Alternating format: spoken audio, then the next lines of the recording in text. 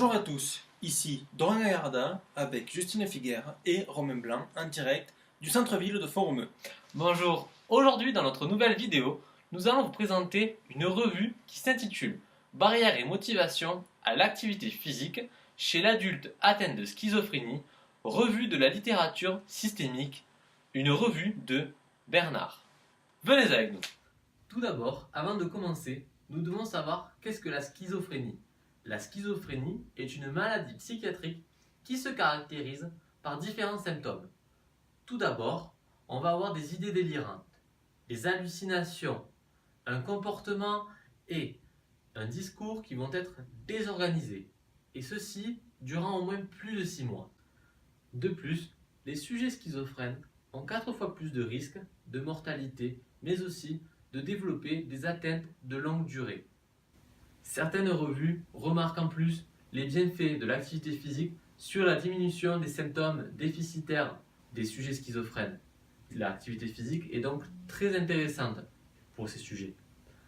Le but de cette revue est donc d'analyser les barrières, mais aussi les sources de motivation à l'activité physique chez les patients schizophrènes.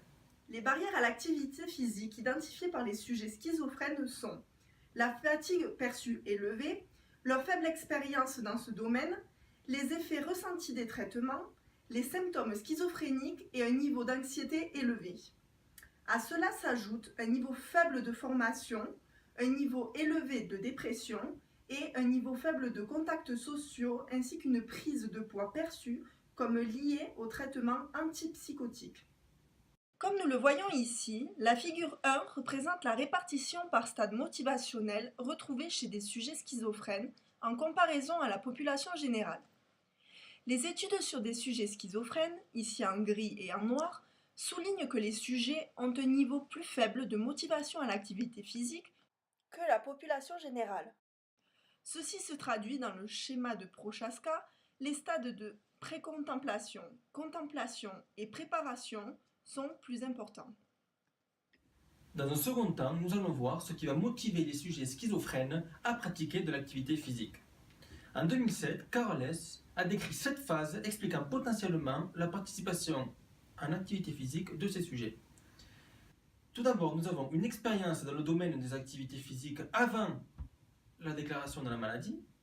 Ensuite, nous avons un arrêt de toutes les activités pendant les phases aiguës et les symptômes, une stabilisation des symptômes schizophréniques, les bénéfices sociaux de l'activité physique, les bénéfices psychologiques immédiats, la diversification des natures d'activité physique et l'augmentation de la sensation de progrès et de contrôle.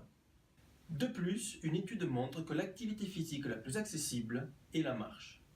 Nous savons également que 72% des sujets reconnaissent que l'activité physique est bénéfique pour leur santé mentale.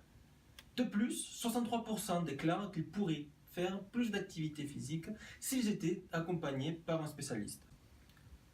Or, dans les faits, l'accès libre à une salle de sport ou à un lieu de pratique ouvert à des sujets schizophrènes est insuffisant pour maintenir un niveau minimal de pratique d'activité physique bénéfique pour la santé.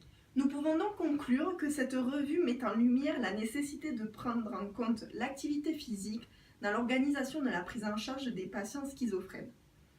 Une formation des soignants au conseil à l'activité physique, comme par exemple les entretiens motivationnels, ainsi que l'accueil de spécialistes dans l'activité physique dans les équipes soignantes, pourrait favoriser la pratique d'activité physique quotidienne de ces patients. L'amélioration de la motivation à l'activité physique est un enjeu de taille pour la prévention dans le domaine de la psychiatrie.